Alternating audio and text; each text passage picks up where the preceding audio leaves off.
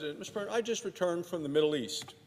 We have 140 members of our Wyoming Air National Guard, and they are currently serving our nation, and they are stationed in Djibouti. Wyoming is very proud of these brave men and women who are fighting for our freedoms. Visiting them was a reminder of what makes America strong. It's also a reminder of the challenges that we continue to face. There's a confluence of crises all around the world, from El Paso, Texas, to Jerusalem, Israel. These terrible crises did not emerge overnight. They are the direct result of the weakness of the current President of the United States.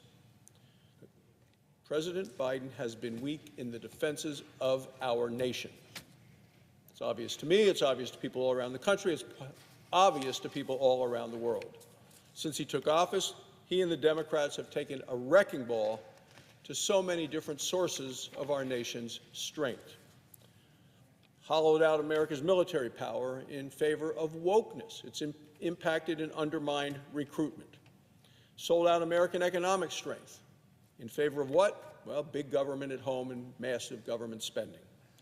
They traded away America's energy dominance. Why? Well, in favor of Green New Deal fantasies. And it does seem that Democrats apologize for American excellence at every turn. They've worked us and worked to make us more dependent upon our enemies. President Biden's latest energy, he would call it a move, I would call it a disaster, weakens our nation even further. The administration announced in January that it would freeze permits for liquefied natural gas exports. I view this decision as astonishingly foolish. Affordable, reliable energy is the foundation of a strong, affordable economy. America's energy revolution created many good-paying jobs all across the country, and certainly in my home state of Wyoming. It made us as a nation, energy independent. Some would go so far as to say energy dominant. And it helped us build the world's largest LNG export industry. This also gave our European allies a secure energy source. This is the time of Russia's incursion into Ukraine. This is one of the best examples of how American economic strength makes the world safer. The Republicans want to make Europe less dependent on Russia for energy sources and more connected to the United States. That's not what I see happening with this administration. Both by word and action, Democrats and this president make America and our allies more dependent on our adversaries. Attacking American energy dominance is a pattern of this administration, started on day one. Remember, it was day one that after the president gave a speech right out here at the Capitol building about how he wanted to bring the nation together, he went down and took an axe to the Keystone XL pipeline, and he opened the floodgates at the same time to the crisis that we're having at our southern border. The president restricted offshore oil drilling, and he's placed a moratorium on new coal permits on federal lands. All of these things undermining American energy security. And now comes this blow where he is cutting American natural gas exports. He's denying American good jobs, lower prices, and empowering Russia and Iran.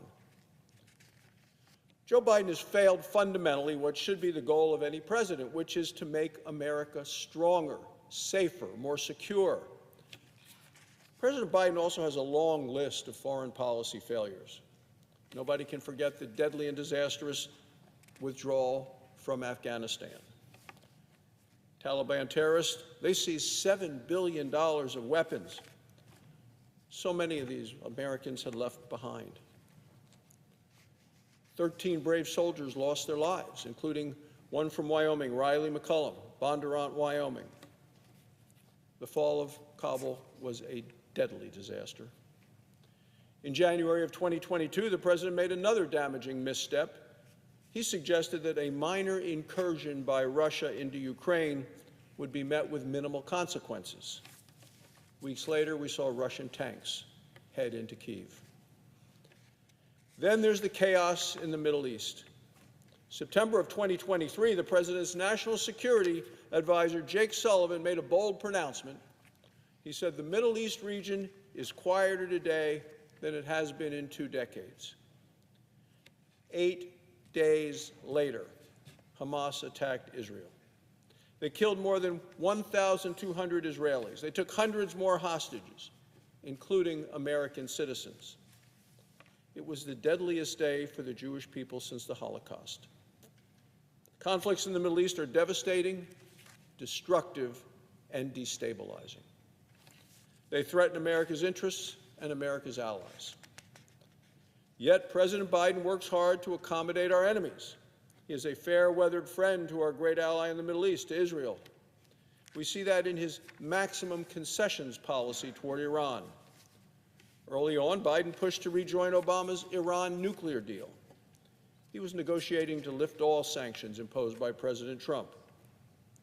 The Biden administration's lack of sanction enforcement and use of sanction waivers simply funded the Iranian regime. Iran used this flood of cash to bankroll Hamas, Hezbollah, the Houthis, and other terrorist proxies. In turn, the terror proxies attacked America, attacked our allies, and the attacks have only increased since October 7th. Iranian proxies have attacked American service members in the Middle East at least 180 times in the past 4 months. Let me say that again, 180 attacks on American service members in the last 4 months. We've lost 5 American troops because of these attacks. As the Commander-in-Chief, President Biden bears full responsibility for the continuity of the crisis that he has created. No surprise that Americans overwhelmingly believe our country is heading in the wrong direction. America needs to change course, and Republicans are the party of American strength. We believe in peace through strength, not dependence on our enemies. Americans deserve a president that's strong and a nation that is safe and a nation that is secure. That is our commitment. So I'll tell you, Mr. President, the day I came back from Djibouti, it was very distressing to see the report in the New York Times. They reported that America and this administration has failed to do what it said it would do in terms of Iran selling oil to China. Failed.